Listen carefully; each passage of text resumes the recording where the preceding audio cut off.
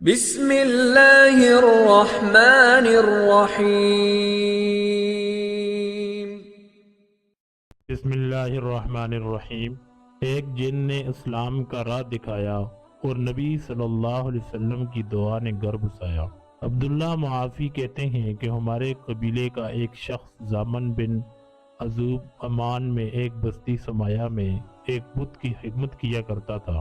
مازن کہتا ہے ایک دن ہم نے بت پر بھیڑ چڑھائی، یعنی کہ اس کے چرنوں میں جانور ذبح کیا، تو میں نے بت کے اندر سے یہ آواز سنی، اے مازن سنو، خوش ہو جاؤ کہ خیر ظاہر ہو گئی اور شر چھپ گیا۔ مصدر سے ایک نبی اللہ کا دین لے کر تشریف لایا ہے، اب تم بت پرستی چھوڑ دو، نارے جہنم سے آزاد ہو جاؤ۔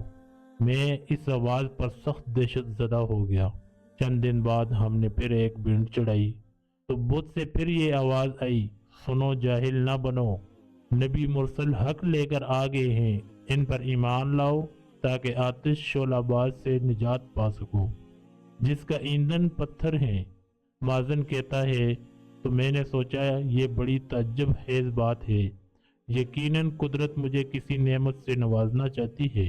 چند دن بعد اہل حجاز میں سے ایک آدمی ہمارے پاس آیا۔ میں نے کہا کوئی تازہ خبر؟ کہنے لگا ایک نبی حاضر ہوا ہے جس کا نام احمد صلی اللہ علیہ وآلہ وسلم ہے، اطاعت خداوندی کا حکم دیتا ہے۔